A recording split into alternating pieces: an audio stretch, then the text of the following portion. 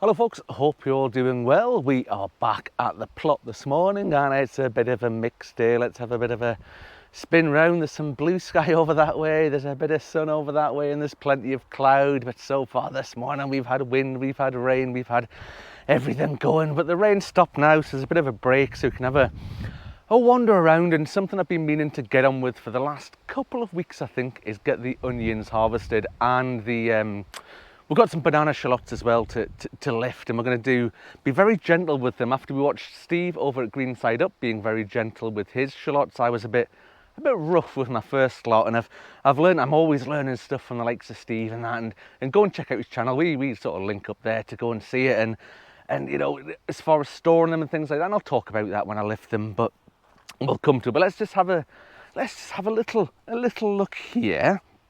And these are some onions here. They've been grown from set, and I'll come to the differences because I've got some from seed over there, and we'll have a little bit of a chat about what's worked well and what hasn't worked well this year. So they're just sort of knocking about in this pallet collar raised bed here. We've got a few different ones here as well, and I'll get you set up on the tripod and we'll have a chat about the different varieties as well. And we've got the banana shallots here that are looking rather good. Didn't do loads of them this year, a bit of an experiment to see how they went in this raised bed over there, but they have grown really well. And the shallots are looking pretty big. Excuse me, looking down away from the camera. I'm trying not to trip over a bucket full of potatoes. So let's have a little wander down here.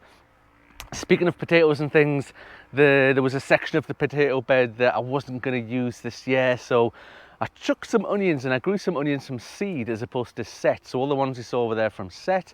And these ones here, Bedfordshire Champion, are from seed. And let me spin you around. You can see that the potatoes here, they're just starting to die off. These ones are a bit greener, but here's this gap. We had a gap, we had some space, and we thought, let's fill it up. So we've got some Bedfordshire Champion here.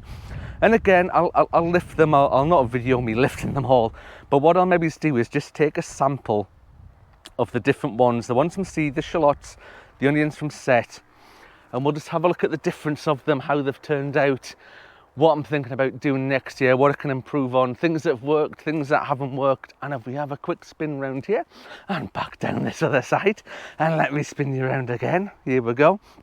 Here's our sort of bog standard onions from set, and as you can see, some are good, some aren't good. This is the first year we've done this sort of style. I hope you can see it through the net there, where we've got the onions growing through the holes in the weed fabric to suppress the weeds, and maybe it's probably just to save a bit of time and make it easier for me in managing the space and not having to pull weeds out all the time. Anyway, what I'll do, we'll get set up the top there in the palette colour. So these onions here are the same as the ones at the top there. We'll get some lifted, we'll do a bit of contrast and compare. We'll see how the ones from seed have grown compared to the ones from set, and a bit of a chat about what's going to happen next year with the onions. Okie dokie, back with you in just a jiffy. Right, hopefully you can see me sort of squashed in here between the comfrey and the rhubarb. I'm sort of in this tiny little space here. There is more space over there, but as far as the camera's concerned, it's better to be over here. And apologies if this blows into the shot as well. I've got a random raspberry cane grown there that's sort of seeded itself and decided to grow there. So if it blows in the way, apologies again for that. But hey, that's just part of being on the allotment, isn't it? So these here, these are Zebrune Shallots, otherwise known as banana shallots, and they were grown from seed. They are sort of considered one of the best shallots you can get, and you can see that the tops have gone all sort of floppy on most of them. Some of them are starting to really die off over the far end there. But the other shallots over there, the sort of the main crop shallots, shall we call them, I just sort of came in and pulled them up like this, and right, there we go, great, I've got all my shallots. And hopefully I've not done any damage to them. But I was watching Steve, I mentioned before, over at Green Side Up, and he was talking about lifting his shallots, and he was ever so careful with them. And it was really reasoned, I guess, why he did it. And that was because it helps to store them longer. So if you're gentle when you lift them, and you don't just dump them down, you're not just pulling the top up, it doesn't bruise them, it doesn't cause any little gaps in the skin, any little nicks or cuts that can let bacteria or anything in, and it makes them store for so much longer, because I've got blooming millions of shallots. I'm going to be eating them well into next year, so I need to be able to store them properly. So let me move this one out of the way. I'm going to be a lot more gentle with them, and I'm going to get the fork in underneath these, and I'm just going to ease it up, and I'm going to hold it there, and we'll take most of the compost off, the roots there, and we'll give it a bit of prep, you know, we'll trim that off and we'll hang it up that way, and it'll go over there in the shed. I've got a bit of a hanging rack and it'll dry, and when they dry, you know, there's a bit of a skin on there now, but it'll form a proper skin that'll really sort of protect it throughout the next few months. Oh, apologies if there was a little funny glitch in the film in there. Something happened to the camera, it beeped and went off, and I'm not quite sure what happened. It's not run out of battery, it's not run out of space, but who knows. But anyway, while the camera was having a moment to itself, I've lifted all the rest of the shallots there again using that technique, and most of them are looking pretty good. Let me try and get nice and close so you can see that that's a decent size, much bigger than the other shallots, and these Zebrune ones look really good.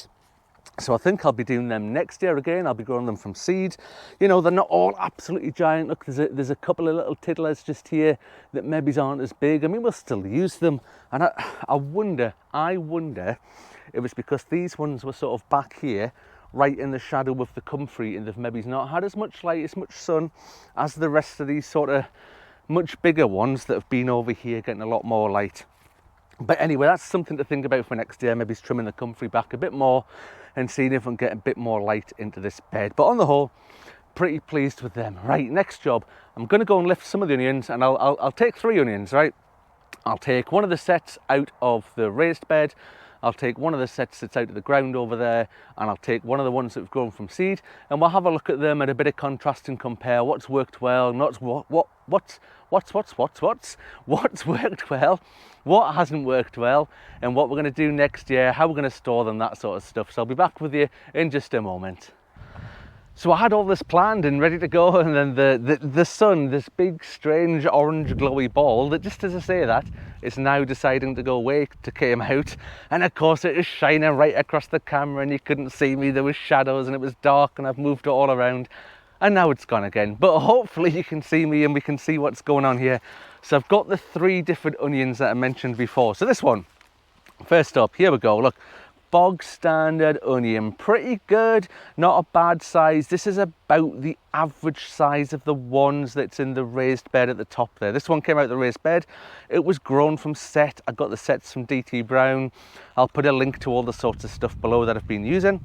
It's a good size. It's not the biggest, it's not the smallest, it's about the middle. Let me try and get it really close up there so you can see it. It's a good bog standard onion, and for me, if I'm cooking a meal, if I'm doing a spag bol or a chilli or whatever, that's about the right size of an onion to be putting in there.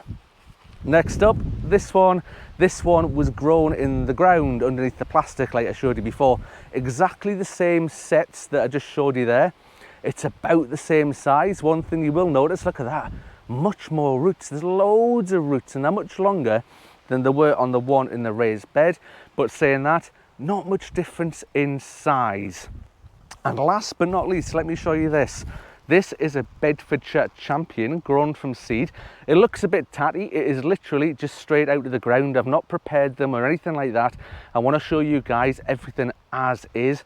And it is a good, I don't know, let me show you, probably about 1/3 of the size bigger than the 2 down there, and the root system is much bigger. There's loads more roots there. Again, I don't know if that's because they've been grown in the ground directly as opposed to in a raised bed like we had over there.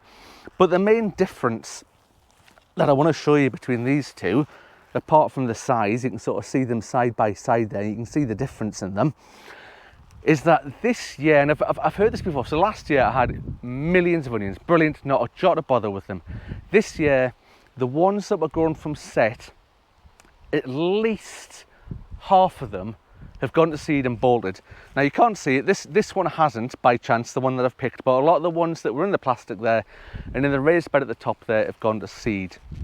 And what that means is that you can still use the onion, it's not a massive problem, but the bit in the middle, the central part of the onion, goes a bit hard and a bit chewy, especially if you don't catch it in time. If you don't catch it in time, that problem gets worse throughout the onion. Catch it nice and early, not too much of a bother.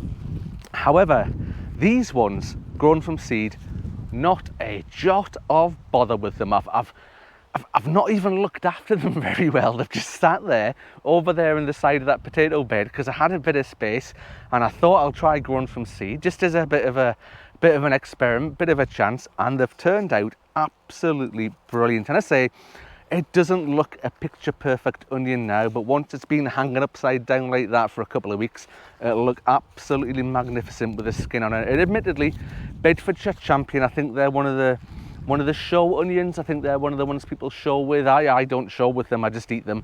But they're absolutely brilliant. So the ones from seed have been so much better than the ones from set this year.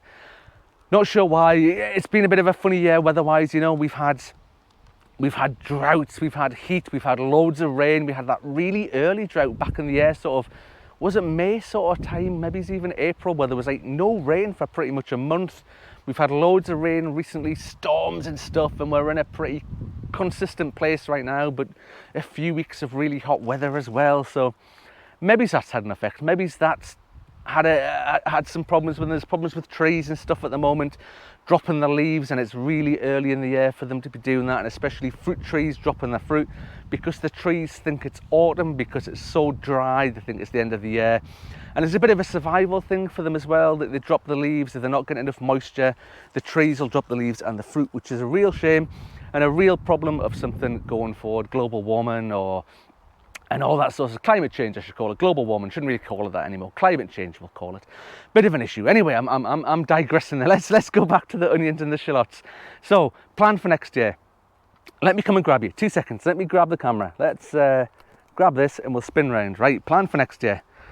This bed here is traditionally been full of potatoes. It's not going to be next year. I think this is probably all going to be onions and garlic. I mentioned in an earlier video, I want to do more garlic. I always grow too many potatoes and I want to grow more onions and garlic. So that's what's going to happen here.